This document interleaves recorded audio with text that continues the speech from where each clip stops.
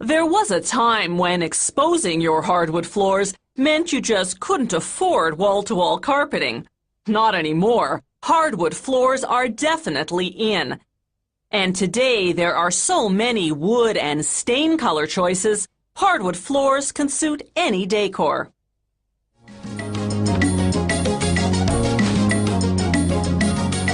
The types of wood commonly used for flooring include red oak, beech, maple, white oak, walnut, birch, and ash.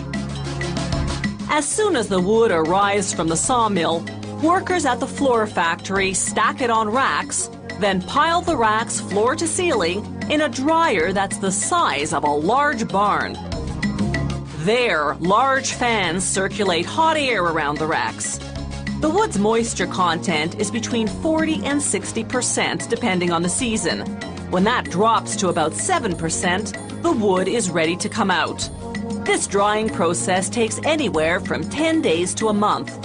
The length of time varies because some species dry out much slower than others. The wood is in random lengths and widths, so the first step after drying is to cut it to standard sizes.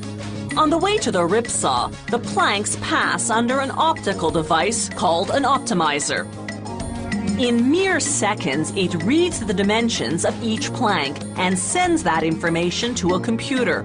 The computer calculates the greatest number of standard-sized pieces that can be cut from the plank, then guides the rip saw to cut accordingly. This maximizes the yield and limits waste.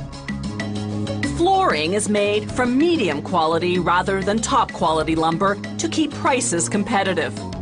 As the pieces exit the saw, workers manually cut out any large knots or other defects, weak points at which a piece could potentially snap and jam up the equipment. The pieces now travel to a machine called the molder.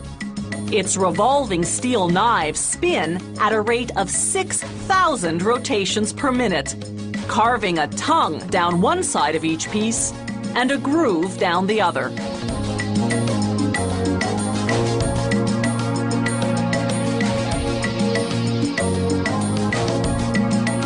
Workers do frequent spot checks to make sure the tongues and grooves fit together snugly.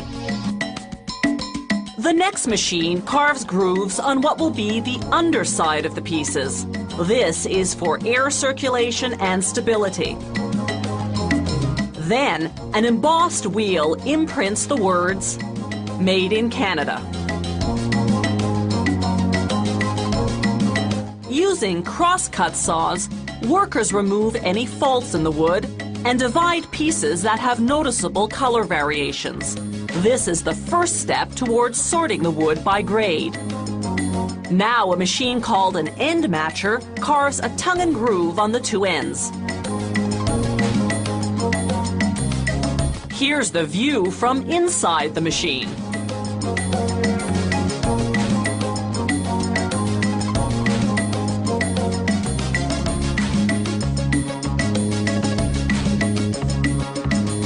Workers check once again for faults. Then, assessing quality and color, sort each piece by grade.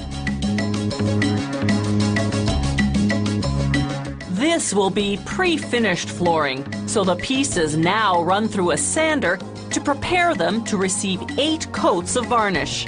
For certain finishes, the first coat contains wood stain. All subsequent coats are colorless. Between each application, ultraviolet lamps dry the varnish in just a few seconds. As the flooring exits the last drying oven, it's ready for packaging.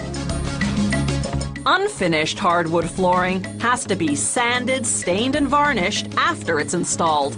Pre-finished flooring eliminates that extra work, sparing you the dust, the drying time, and the smell.